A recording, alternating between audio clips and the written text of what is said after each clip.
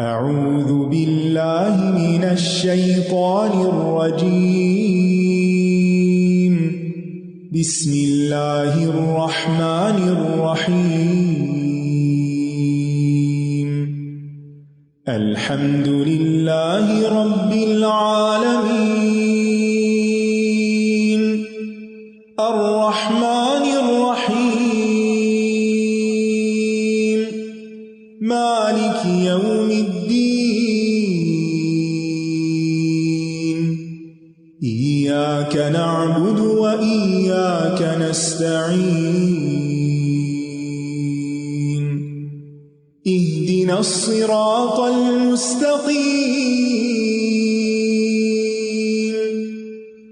صراط الذین انعمت علیہم غیر المغضوب علیہم ولا الضالین۔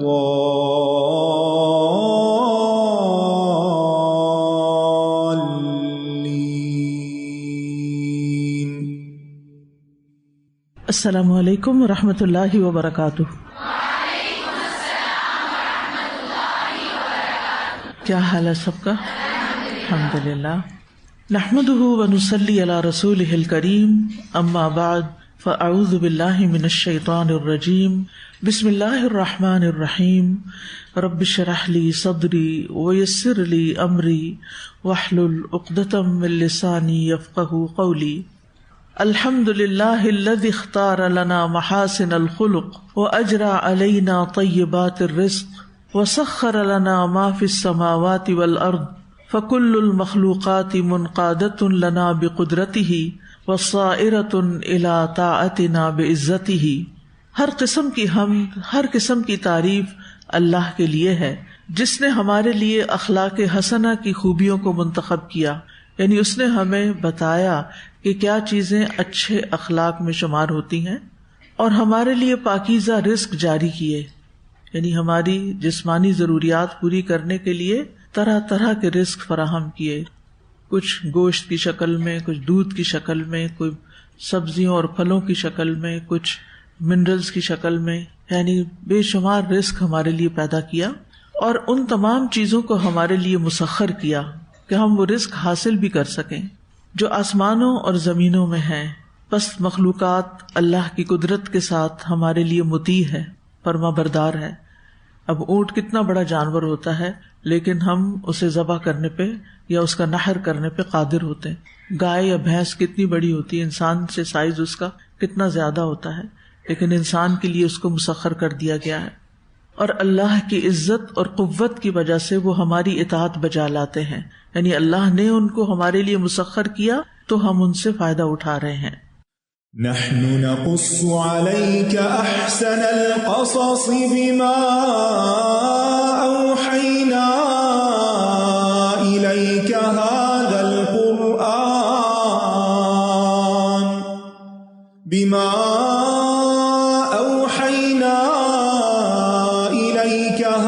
القرآن وإن كنت من قبله لمن الغافلين۔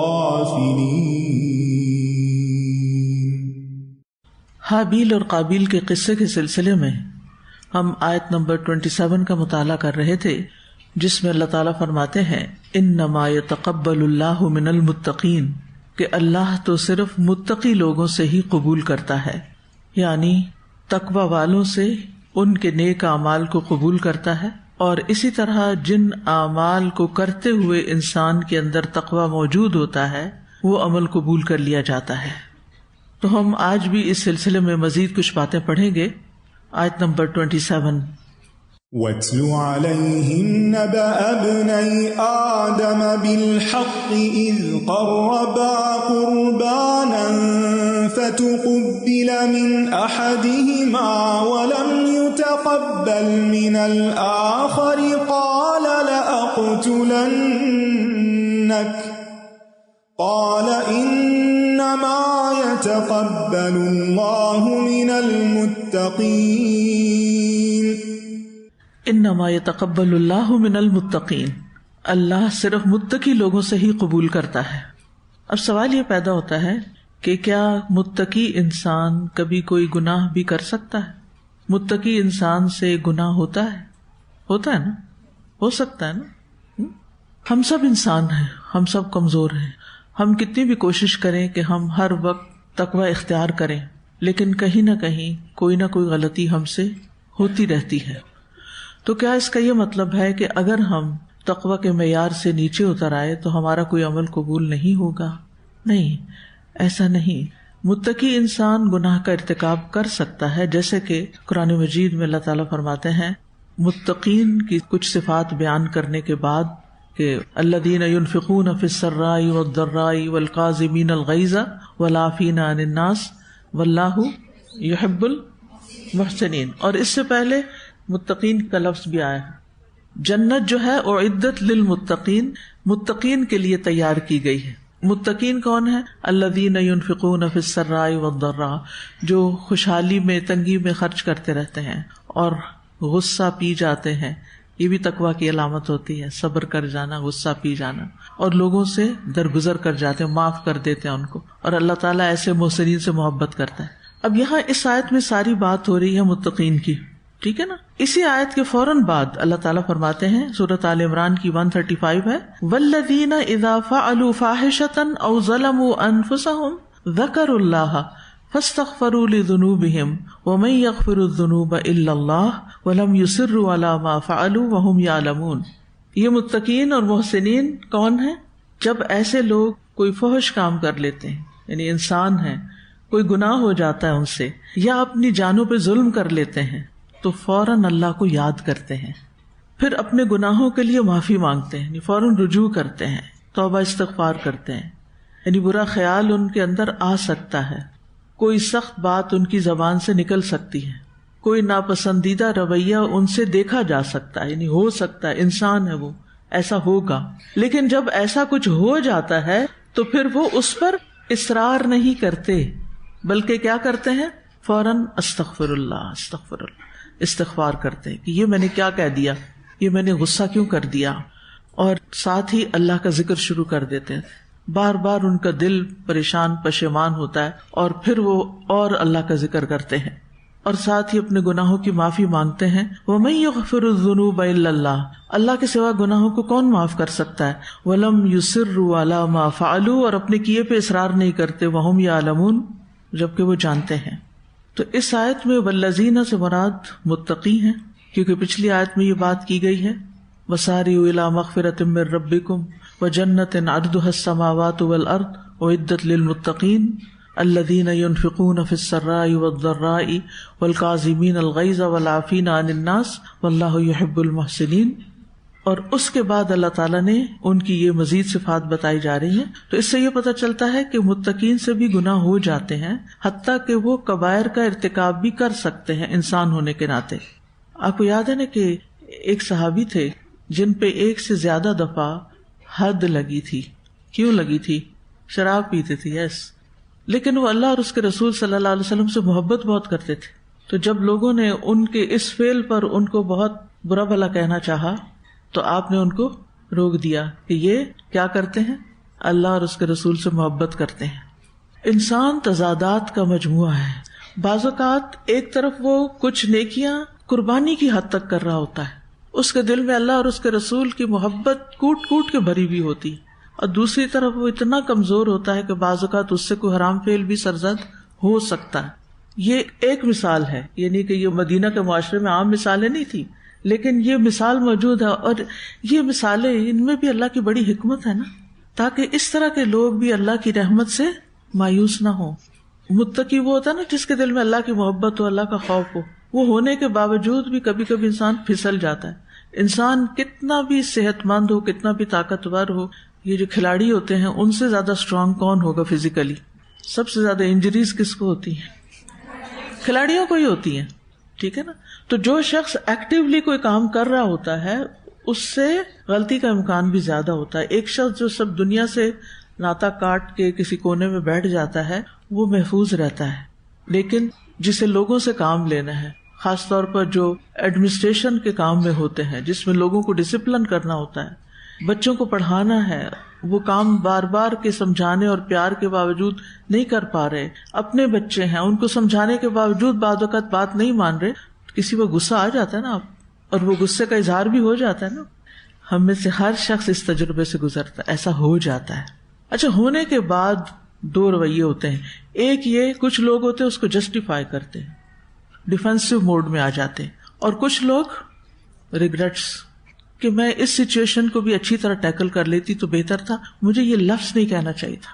وہ جو کبھی اچانک نکلا ہوا منہ سے لفظ ہوتا ہے نا, جو دوسرے کو ہرٹ کر جاتا ہے, اس کے بعد متقی انسان اس سے زیادہ ہرٹ ہوتا ہے اپنے اندر کہ میں نے غلط کیا. وہ دوسرے سے بھی سوری کر لیتا ہے اور اللہ تعالیٰ سے بھی معافی مانگتا ہے. ذکر اللہ, فوراً اللہ کو یاد کرتے. یہ پہچان ہے, یہ تقویٰ کی علامت ہے.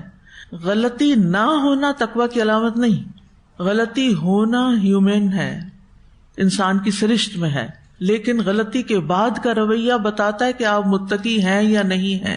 جو متقی ہوگا وہ کیا کرے گا؟ فوراً پلٹے گا, توبہ کرے گا, اللہ کو یاد کرے گا, معافی مانگے گا, لوگوں سے سوری کرے گا, اور پھر اس کے اندر وہ ریگریٹس ہوں گی کہ اگر وہ 99 قتل بھی کر چکا ہوگا نا, تو اس کے اندر پلٹنے کی جو تڑپ ہے کہ میں اس گناہ سے نکل آؤں, تو وہ اس کی معافی کا ذریعہ بن سکتی ہے.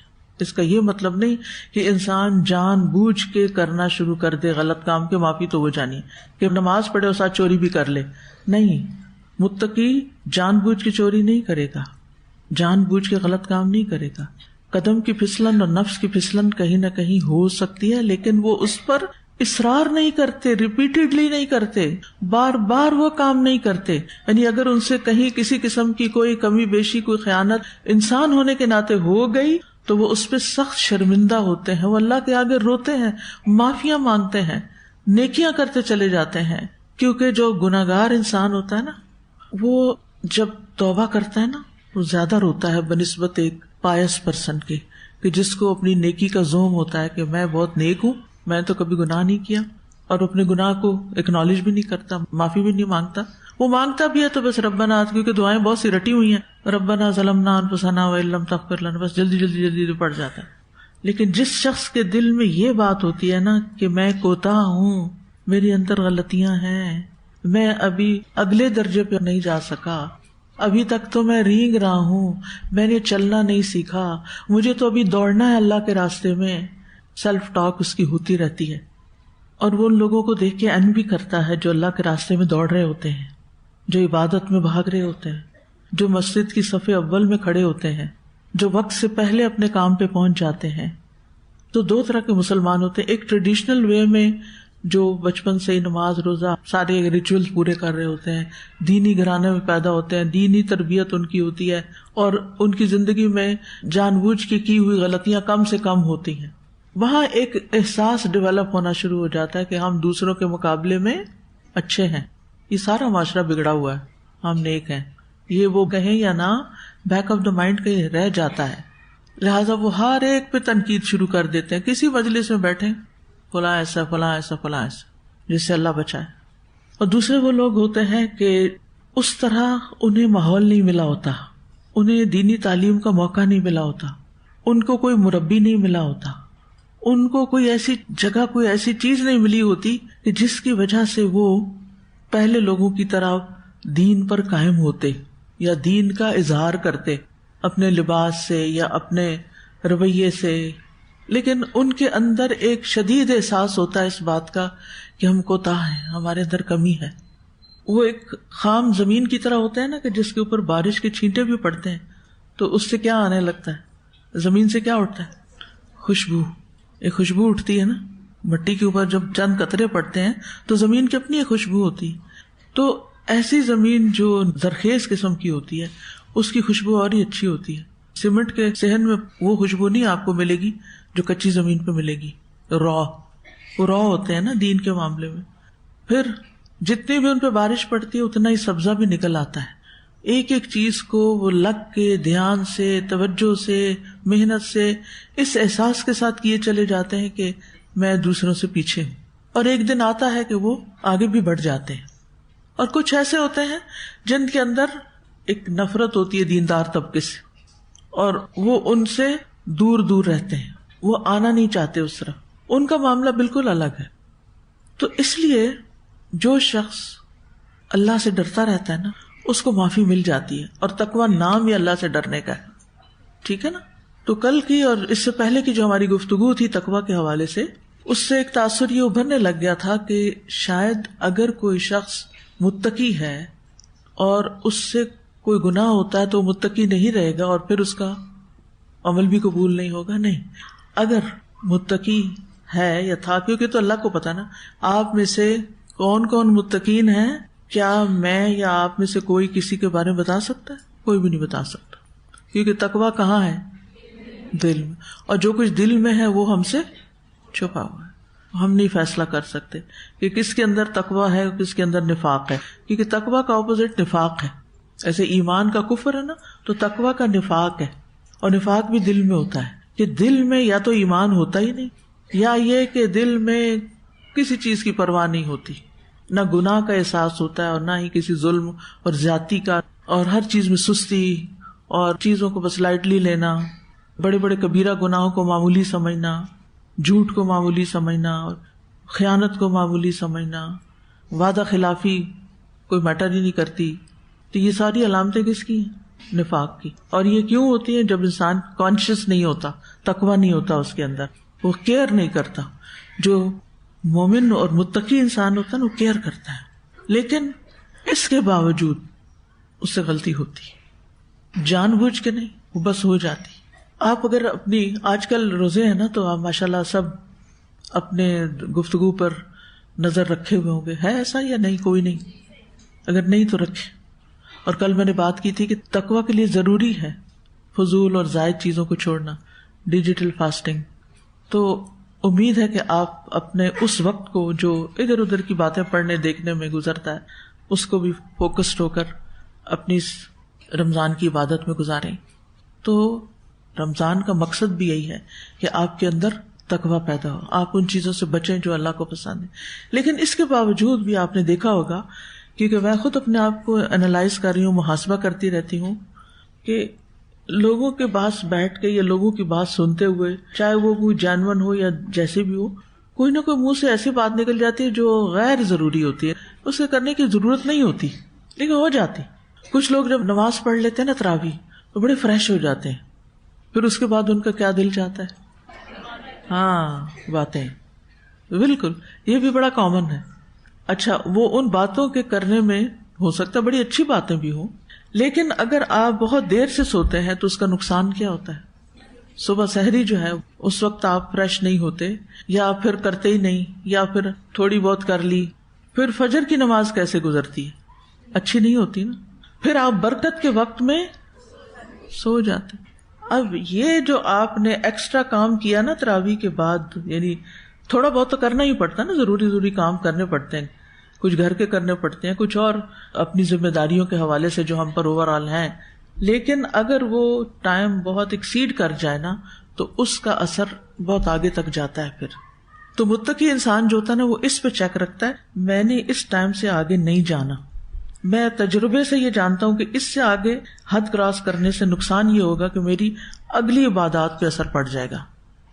تو پھر تقویٰ کیا ہے؟ بالکل گناہوں سے پاک ہو جانا. یا تقویٰ کیا ہے؟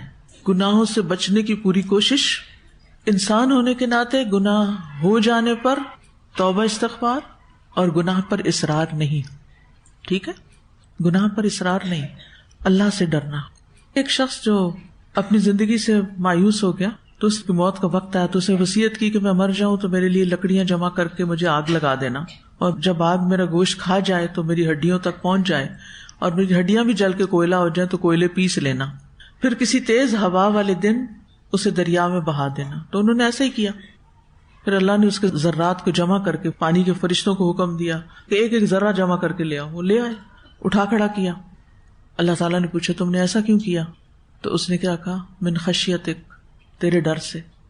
پھر کیا ہوا؟ معاف کر دیا گیا. تقویٰ ہے ہی اللہ کا ڈر. ٹھیک ہے، جو اللہ سے ڈرتے ہوئے نیکیاں کرتے ہیں ان کی نیکیاں قبول ہو جاتی ہیں، چاہے ان سے کچھ نہ کچھ چھوٹے بڑے کوئی نہ کوئی گناہ سرزد ہو جائیں. ٹھیک ہے. پھر تقویٰ میں یہ بھی بڑا اہم ہے کہ انسان اپنے اعمال کی قبولیت کے لیے فکر مند ہو.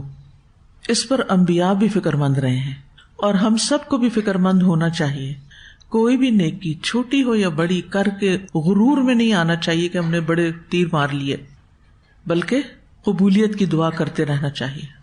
سورۃ البقرہ 127 میں آتا ہے وَإِذْ يَرْفَعُ إِبْرَاهِيمُ الْقَوَاعِدَ مِنَ الْبَيْتِ وَإِسْمَاعِيلُ رَبَّنَا تَقَبَّلْ مِنَّا إِنَّكَ أَنْتَ السَّمِيعُ الْعَلِيمُ. اور جب ابراہیم اس گھر کی بنیادیں اٹھا رہے تھے اور اسماعیل بھی، وہ کیا کہہ رہے تھے؟ ربنا تقبل منا انک انت السمیع العلیم، اے ہمارے رب ہم سے قبول فرما لے، بے شک تو ہی سب کچھ سننے والا، سب کچھ جاننے والا ہے. کیا بنا رہے تھے وہ؟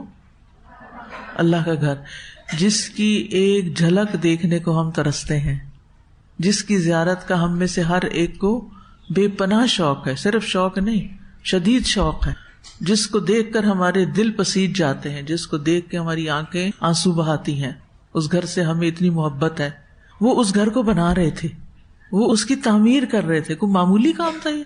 اس سے بڑا کوئی کام بتا دے مجھے زمین پر کہ کوئی بیت اللہ کی تعمیر کرے. ہزاروں کیا، لاکھوں کیا، کروڑوں لوگ اس کا طواف کرتے ہیں. اب تو بیت المعمور والا ہی حال ہو گیا. بیت المعمور میں جو فرشتہ ایک دفعہ طواف کرتا ہے دوبارہ نہیں جا سکتا. اب آپ نے ایک عمرہ کر لیا، عمرے کے لیے آپ کو رجسٹر کرنا پڑتا ہے. ایک عمرہ آپ نے کر لیا، آپ کی ایپ دیکھیں گے، پھر آپ کو اندر جانے دیں گے. پہلے مرد حضرات کیا کرتے تھے؟ احرام پہن کے اندر چلے جاتے تھے، یہ شو کر دیتے ہم عمرہ کرنے آ رہے ہیں، اور طواف کر کے آ جاتے تھے، جو کہ چیٹنگ بھی تھی کائنڈ آف. تو اب کیا ہے؟ اب آپ دکھا کے جائیں کہ واقعی آپ کا عمرہ بکڈ ہے. تو جو ایک دفعہ چلا جاتا ہے نا، اور اوپر کی منزلوں پہ کرتے رہے آپ تو، مگر وہ اوپر تو اوپر ہے نا، جو قریب جا کے ٹچ کرنا، ہاتھ لگانا حجر اسود کو، چومنا، وہ بات تو کچھ اور ہی ہے. یعنی اتنی تعداد ہو گئی ہے شائقین کی، عاشقین کی. تو اس گھر کو وہ بنا رہے تھے، اور جب بن گیا تو کیا کہا؟ ربنا تقبل منا، اللہ ہم سے قبول کر لے. سبحان اللہ.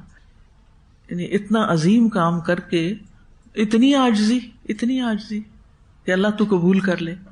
یہی تقویٰ ہے، یہی اللہ کی محبت ہے، یہی اللہ کا ڈر ہے. رسول اللہ صلی اللہ علیہ وسلم جب روزہ افطار کرتے تھے تو کیا دعا پڑھتے تھے؟ ذرا پڑھے سب.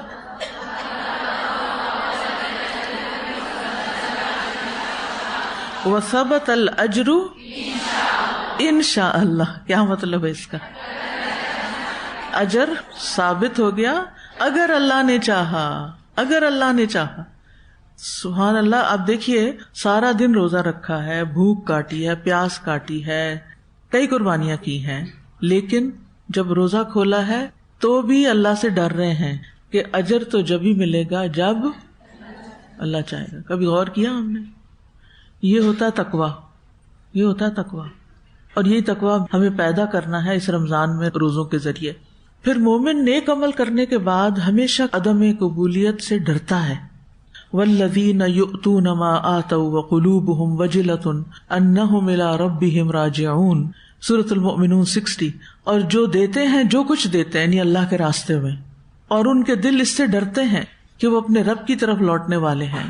یعنی اپنا سارا مال بھی خرچ کر کے، غزوہ تبوک تھی نا، تو حضرت ابوبکر نے کیا کیا تھا؟ سبھی کچھ لے آئے تھے. حضرت عمر آدھا سامان لے آئے تھے. حضرت عثمان اتنا کچھ لائے تھے کہ ان کو جنت کی بشارت دی گئی اور کہا آج کے بعد عثمان جو کچھ بھی کرے اس پہ کوئی مواخذہ نہیں. یعنی ایک طرح سے ان کو کھلی چھٹی مل گئی کہ اب جو بھی کرے. لیکن کیا انہوں نے ایسا ہی کیا؟ نہیں کیا. حتیٰ کہ آگے آپ جو آیت آ رہی اس میں دیکھیں گے کہ جب باغیوں نے ان کے گھر پہ حملہ کیا تو انہوں نے مدافعت نہیں کی. وہ حکم دیتے تو فوجیں ان سب کا کلا کما کرتی ہیں، اور کتنا قتل و غارت ہوتا ان کے دفاع کی خاطر. انہوں نے اپنی جان دینی پسند کر لی، لیکن باغیوں کو نہیں مروایا. تو ایسا بھی ہوتا ہے. یہ اللہ سے ڈرنے والے لوگ تھے، اور یہی تقویٰ ہوتا ہے. تو ہم میں سے ہر ایک کو اللہ کی خاطر کچھ بھی دیتے ہوئے یہ سوچنا چاہیے کہ اللہ تعالیٰ اس کو قبول کر لے. یہ نہیں سوچنا چاہیے کہ ہم تو بہت کچھ کر گئے. وہب ہمدانی سے مروی ہے کہ نبی صلی اللہ علیہ وسلم کی زوجہ حضرت عائشہ فرماتی ہیں کہ میں نے رسول اللہ صلی اللہ علیہ وسلم سے اس آیت کے متعلق پوچھا، والذین یؤتون ما آتوا وقلوبهم وجلہ، اور جو دیتے ہیں، جو کچھ دیتے ہیں اور ان کے دل اس سے ڈرتے ہیں، یعنی اللہ سے ڈرتے ہیں. حضرت عائشہ نے عرض کیا کیا یہ وہ لوگ ہیں جو شراب پیتے ہیں، چوری کرتے ہیں، تو اس لیے ڈرتے ہیں؟ آپ نے فرمایا اے صدیق کی بیٹی، نہیں بلکہ اس سے مراد وہ لوگ ہیں، سن لیجئے، اس سے مراد وہ لوگ ہیں جو روزے رکھتے ہیں، نماز پڑھتے ہیں، صدقہ دیتے ہیں، لیکن اس بات سے ڈرتے ہیں کہ کہیں ایسا نہ ہو کہ ان سے قبول نہ کیا جائے. یہ سارے نیک کام کرتے ہیں لیکن ڈرتے ہیں کہ ان سے کہیں قبول نہ ہو. یہی لوگ ہیں جو نیکیوں میں جلدی کرتے ہیں. اولئک یسارعون فی الخیرات وہم لہا سابقون. یہی لوگ نیکیوں میں جلدی کرتے ہیں اور یہ سبقت لے جانے والے ہیں، یہ پورے پڑ جائیں گے، یہ آگے نکل جائیں گے. تو سابقون السابقون کی یہی علامت ہوتی ہے کہ سب کچھ کر کے بھی سمجھتے ہیں ابھی کچھ نہیں کیا. حق تو یہ کہ حق ادا نہ ہوا. کوئی غرور نہیں، کوئی سیلف پارٹی کا خیال نہیں کہ ہم بڑے نیک لوگ ہیں، ہم بڑے متقی پرہیزگار ہیں. تو مومن اچھے عمل اور خشیت کو جمع کرتا ہے. عمل پلس خشیت، خالی عمل نہیں، صرف عمل نہیں. حسن رضی اللہ عنہ کہتے ہیں اللہ کی قسم صحابہ نے نیکی کے کاموں پر عمل کیا اور انہوں نے جد و جہد کی، واجتہدوا فیہا، بڑی محنت کی، اور وہ ڈرتے تھے کہ کہیں یہ اعمال رد نہ کر دیے جائیں. مومن اچھے عمل اور خشیت کو جمع کر لیتا ہے، یعنی عمل بھی کرتا ہے اور ڈرتا بھی ہے. اور منافق برے عمل اور بے خوفی کو جمع کرتا ہے. یہ دونوں کا فرق ہے، لکھ لیجیے اپنے پاس. مومن عمل کرتا ہے ایکول ٹو عمل پلس خشیت، اور منافق برا عمل پلس بے خوفی.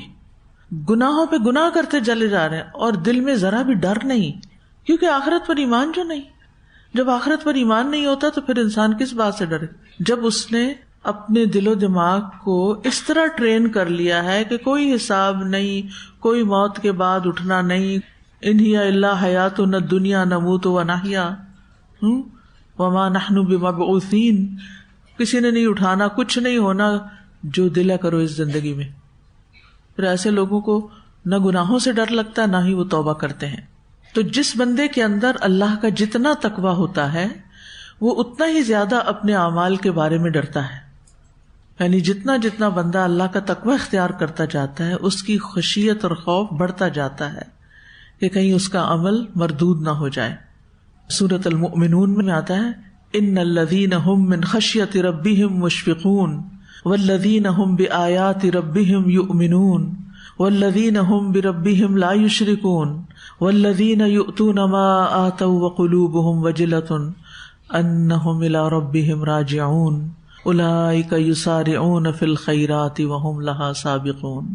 بے شک وہ لوگ جو اپنے رب کے خوف سے ڈرنے والے ہیں، اور وہ جو اپنے رب کی آیات پر ایمان رکھتے ہیں، اور وہ جو اپنے رب کے ساتھ کسی کو شریک نہیں کرتے، اور یہ کہ انہوں نے جو کچھ دیا اس حال میں دیتے ہیں کہ وہ دل میں ڈرنے والے ہوتے ہیں کہ یقیناً وہ اپنے رب ہی کی طرف لوٹنے والے ہیں.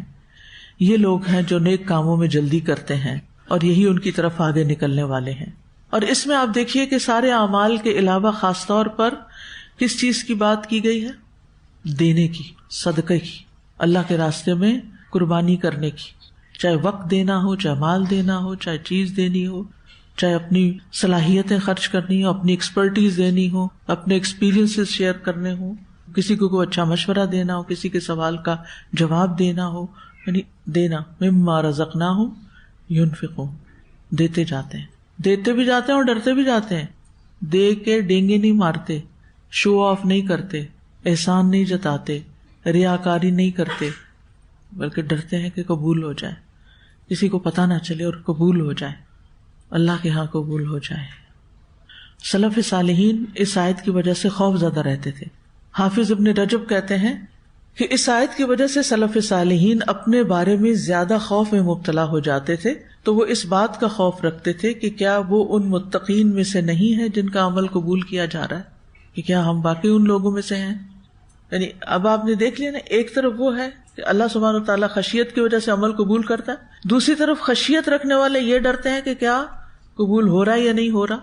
عامر بن عبداللہ کہتے ہیں قرآن کا ایک حرف ایسا ہے جو مجھے مل جائے تو یہ مجھے تمام دنیا سے زیادہ محبوب ہے. ان سے پوچھا گیا اے ابو عمر وہ کون سا ہے؟ انہوں نے کہا کہ اللہ مجھے متقیوں میں سے بنا دے، کیونکہ اللہ کا فرمان ہے انما یتقبل اللہ من المتقین. حرف سے مراد یعنی بات ہے یہاں. ابو درداء رضی اللہ عنہ کہتے ہیں اگر مجھے یقین ہو جائے کہ اللہ نے میری ایک نماز قبول کر لی ہے تو یہ مجھے دنیا اور جو کچھ دنیا میں ہے ان سب سے زیادہ عزیز ہے، کیونکہ اللہ کا فرمان ہے انما یتقبل اللہ من المتقین۔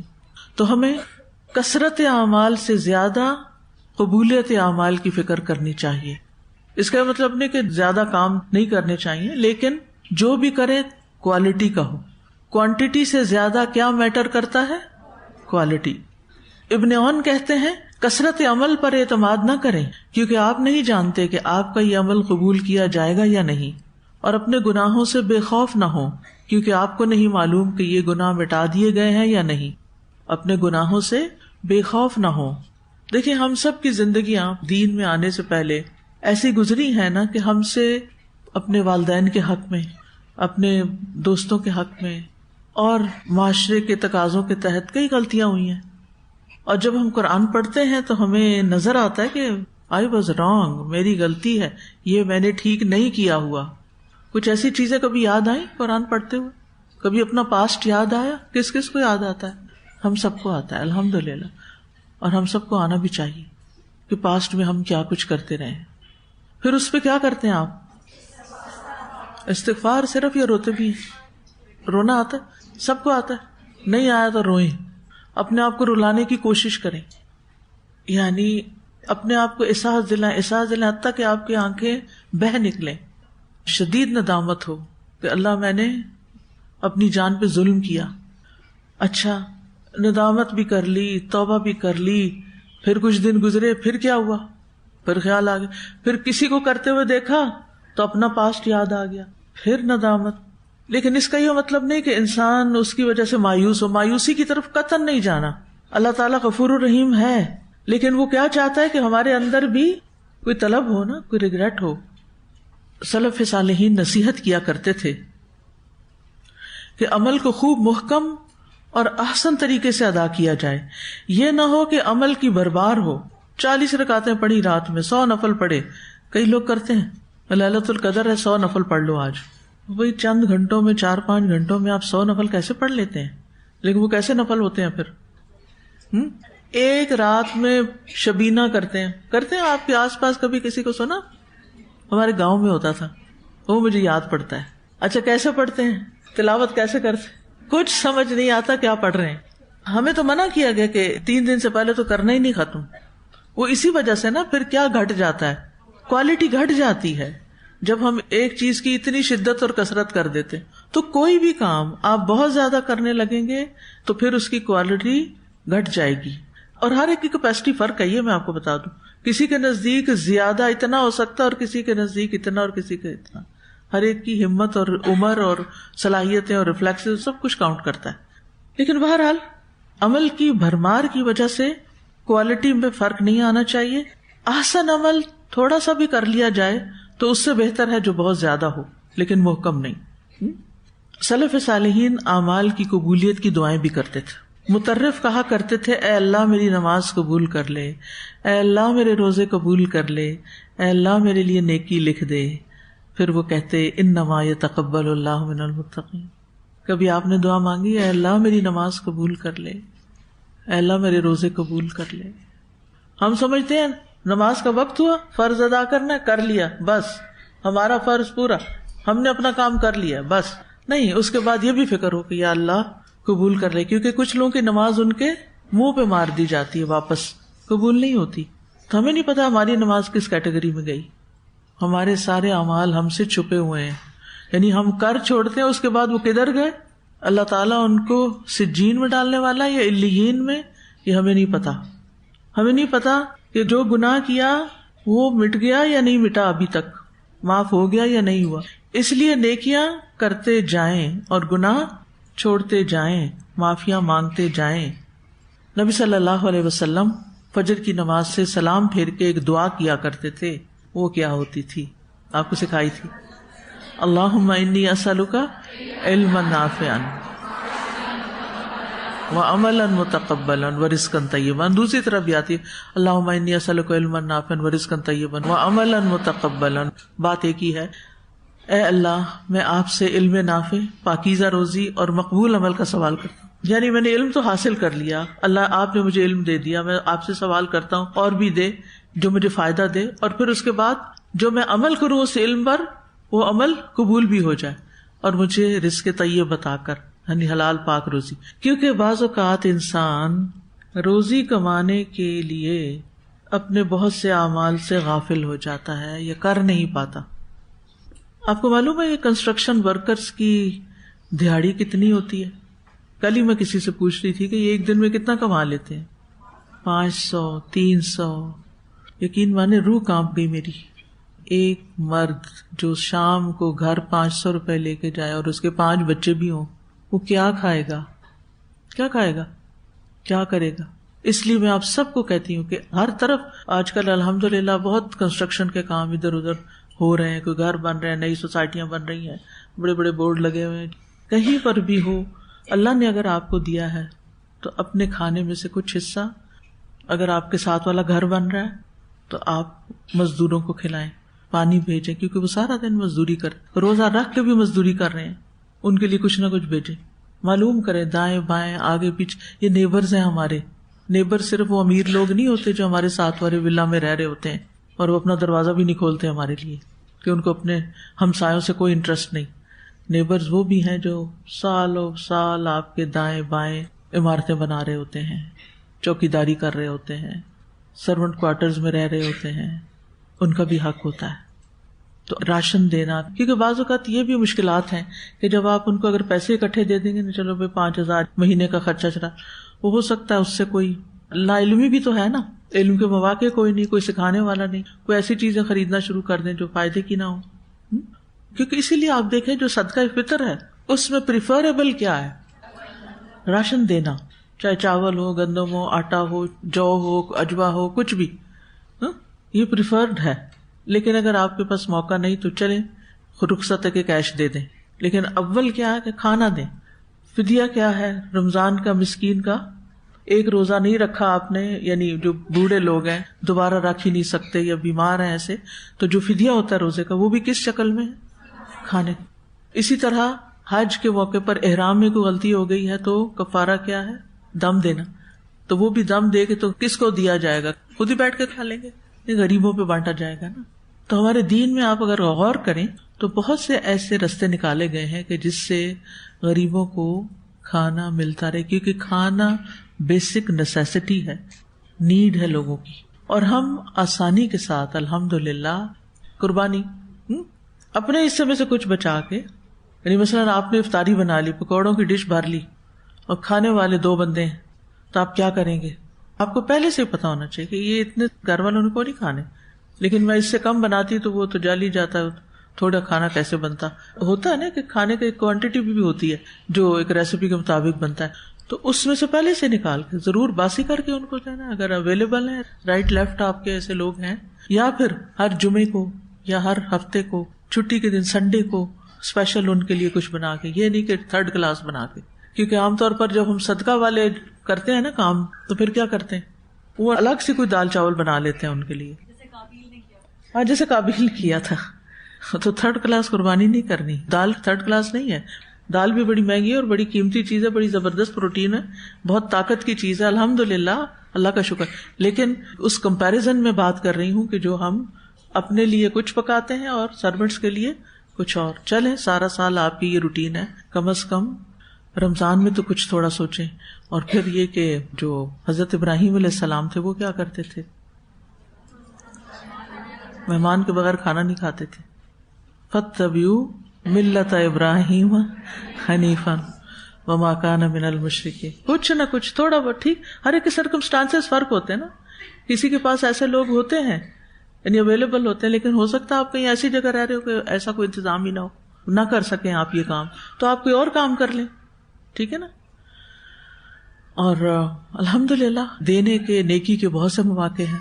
اور میرا خیال ہے کہ آج باہر اسٹال لگا ہوا ہے جو AIS کے لیے ہم فنڈ ریزنگ کر رہے ہیں، تو اس میں الحمدللہ جو مجھے اطلاع ملی ہے کہ کچھ لوگوں نے بہت اچھی اچھی چیزیں دی ہیں، لیکن خریدار جو ہیں وہ چاہتے ہیں انہیں بہت سستا کر کے دے دیا جائے. کیا اس اسٹال کا پرپز یہی ہے؟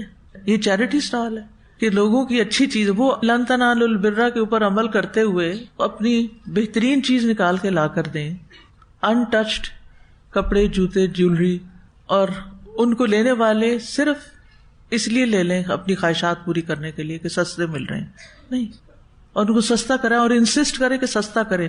یہ چیریٹی سٹال نہیں ہے. چیریٹی سٹالز جو ہوتے ہیں نا، جو غریبوں کے لیے لگتے ہیں، چیریٹی بازار لگتے ہیں نا، سنا ہے کبھی چیریٹی بازار کا؟ لگتے ہیں چیریٹی بازار. اس میں کیا ہوتا ہے، سب لوگ چیزیں لے آتے ہیں اور اونے پونے داموں دے دیتے ہیں تاکہ لوگ، ان کی عزت نفس پہ حرف نہ آئے کہ ان کو مفت ملی ہے کوئی چیز. کیونکہ اگر آپ ایک سفید پوش انسان کو کوئی چیز دیں گے صدقے کے طور پہ تو وہ فیل کرے گا نا. لیکن جب وہ 5 روپے کا ایک جوڑا خرید کے لے جائے گا مثلاً، تو وہ کہے گا میں خرید کے لایا ہوں.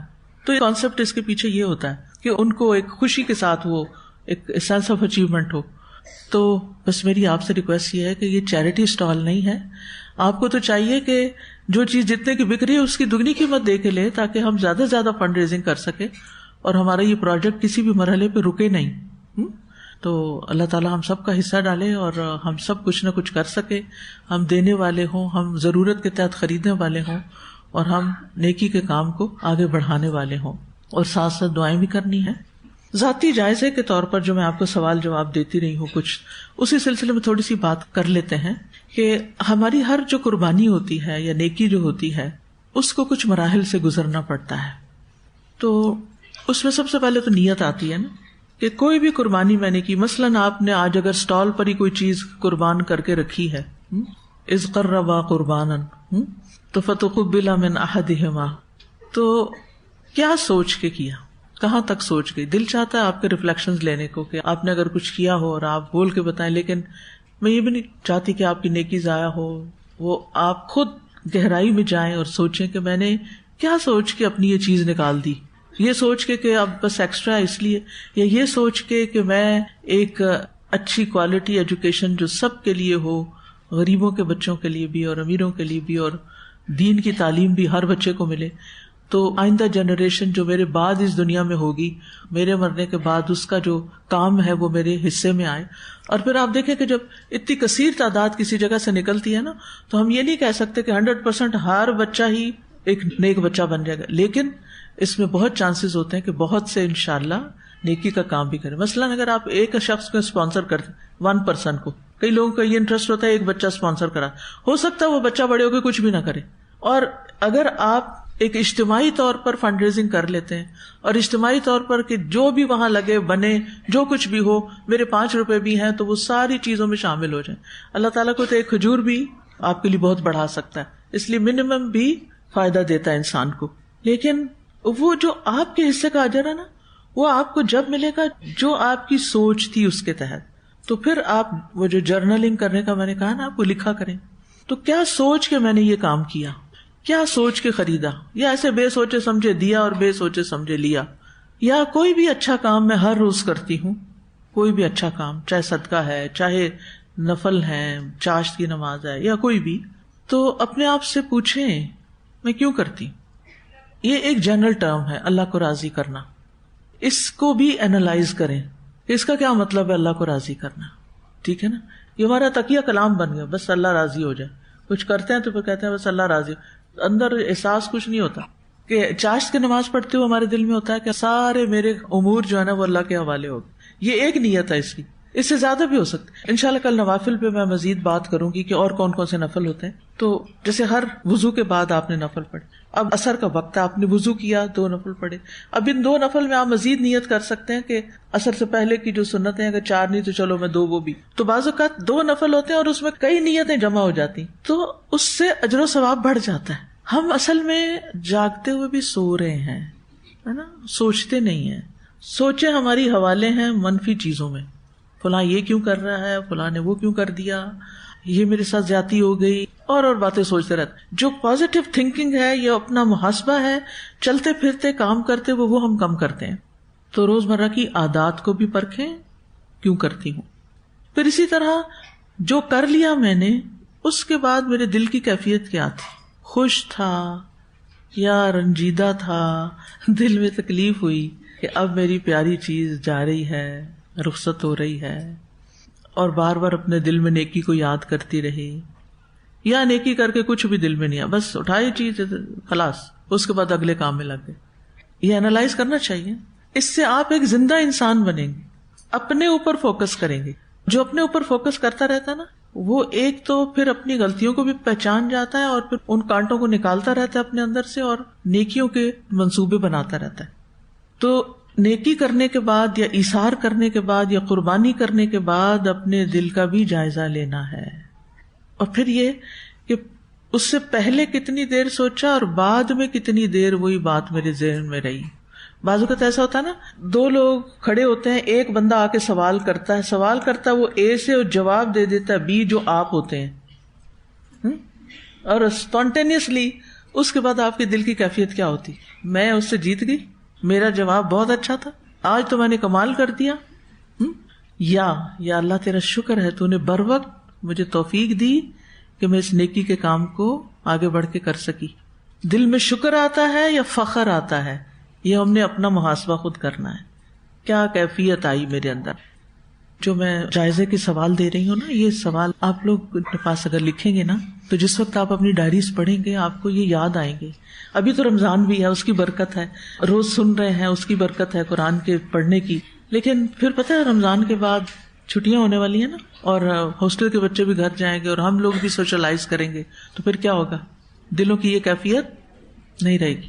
پھر آپ کو کیا کرنا ہے, اپنا جرنل کھولنا ہے, اپنی ڈائری کھولنی ہے. یہ جو میں سارا دن کرتی رہی ہوں, یہ کیا کیا میں نے, میری کیفیت کیا تھی, اللہ سے کتنی باتیں کی, ذکر کتنا کیا, اللہ کی طرف کتنا رجوع کیا. پھر کچھ اور سوال بھی ہیں کہ یہ چھوٹی چھوٹی نیکیاں کیا میری اوور آل شخصیت میں تبدیلی لا رہی ہیں, یعنی میں ایک نیا انسان بن رہی ہوں. ہر نیا دن ہمیں دعوت دیتا ہے کہ نئے انسان بن جاؤ, ماضی کے ریگریٹس میں نہیں چھپے رہو. تو پھر کیا جو نیکیاں میں رمضان میں کر رہی ہوں, اس سے میرے مزاج میں, میرے دل میں, میری نیت میں, میرے ارادوں میں, میرے عمل میں کوئی تبدیلی آ رہی ہے. پھر یہ کہ جس کام کو میں نیکی اور ایثار سمجھتی ہوں, اس کو کرنے کے بعد مزید کسی نیکی کی پلاننگ کرتی ہوں. کیونکہ بعض اوقات ہم ایک نیکی ایک وقت میں کرتے ہیں, ہم سوچتے ہیں کہ ہم نے قربانی کر دی اینڈ دیٹس اٹ. نہیں, قبولیت کی علامت کیا ہے, ایک کے بعد ایک کی توفیق مل جانا. نیکی کی قبولیت کی علامات میں سے کیا ہے, ایک نیکی کے بعد اگلی کی توفیق, یعنی اگلی نیکی کو الہام ہو رہی ہے دل میں, اس کی کوئی پلاننگ میں کر رہی ہوں. مثلاً آپ یہ پلاننگ کر سکتے ہیں کہ عید کی چھٹیاں میں نے اچھے سے اچھے کیسے گزارنی, ان میں نے کون کون سے کام کرنے ہیں کہ جس سے میرا وہ وقت ضائع نہ ہو, ایک دم ڈکلائن نہ ہو. ابھی تم اوپر کی طرف جا رہے ہیں نا, اور آخری عشرے میں تو پیک پہ چلا جاتا ہے انسان, اور پھر عید اور عید کے بعد نیچے چلا جاتا ہے, وہ نہیں جانے دینا. اس کی کیا پلاننگ ہے, اس کے بارے میں غور و فکر کرنا شروع کیجیے. ان دنوں کو میں نے کیسے گزارنا ہے. پھر یہ کہ بعض نیکیاں ہم دوسروں کے ساتھ احسان کی شکل میں کرتے ہیں یا قربانی کرتے ہیں, ٹھیک ہے نا. اس قربانی کے کرنے کے بعد لوگوں کے رویے میں کیا تبدیلی آئی ہے, کیا ان کے اندر میرے بارے میں کوئی مثبت رویہ آیا یا نہیں آیا. اگر آیا تو میں نے کیا کیا, اور اگر نہیں آیا تو میں کیا سوچ رہی. یعنی آپ نیکی کرتے ہیں, کسی کے ساتھ احسان کرتے ہیں, پھر آپ کا کیا دل چاہتا ہے, حل جزاء الاحسان الا الاحسان, کہ مجھے بھی واپس کچھ نہ کچھ تو ملے نا, کچھ شکریہ ہی مل جائے, اسمائل ہی مل جائے, دعا ہی مل جائے. یہ ہے نا, یہ بھی جزا میں سے ہے. آپ کو پتا ہے شکریہ بھی جزا ہوتی ہے نیکی کی, اسمائل بھی, دعا بھی, سب. لا نرید منکم جزاء ولا شکورا, وہ ان میں سے کچھ بھی ایکسپیکٹ نہیں کرتے.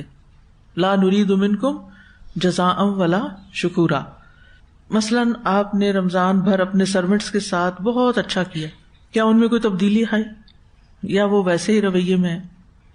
تو اگر کسی نیکی یا قربانی کا کوئی رزلٹ ہی نہیں نکل رہا, کسی کو میرا احساس ہی نہیں کہ میں نے کتنی نیند قربان کر کے ان کے لیے سحری بنائی ہے اور اچھے سے اچھا کھلایا ان کو, تو اب مجھے آئندہ کے لیے کیا سوچنا ہے. یعنی کیا آپ سمجھتے ہیں کہ لوگ صرف آپ کو یوز کر رہے ہیں؟ یہ احساس بہت جلدی آتا ہے, لوگ مجھے یوز کرتے ہیں. آتا ہے بہت سے لوگ یہ کہہ کے نیکی چھوڑ دیتے, لوگ مجھے یوز کر رہے ہیں. چلیں, اگر یوز ہی کر رہے ہیں تو پھر آپ نے کیا پلاننگ کی ہے کہ کیا آپ نے نیکی وہ کنٹینیو کرنی ہے یا نہیں کرنی. انکار کرنا تو کیوں کرنا ہے, اور اگر کنٹینیو کرنا تو کیوں کرنا ہے. ٹھیک ہے, تاکہ آپ جو کر رہے ہیں اس کو کیا کریں، لیحیا من حی عن بینہ، جسے زندہ رہنا ہے وہ دلیل کے ساتھ زندہ رہے، ٹھیک ہے، اور جسے ہلاک ہونا ہے وہ دلیل کے ساتھ ہلاک ہو، باشعور مسلمان بنے، جاگتے ہوئے مسلمان، ہوش میں رہتے ہوئے۔ اللہ تعالی ہمیں توفیق عطا فرمائے۔ وآخر دعوانا ان الحمد للہ رب العالمین۔ سبحانک اللہم وبحمدک، اشہد ان لا الہ الا انت، استغفرک واتوب الیک۔ السلام علیکم ورحمۃ اللہ وبرکاتہ۔ فاقصص القصص لعلهم يتفكرون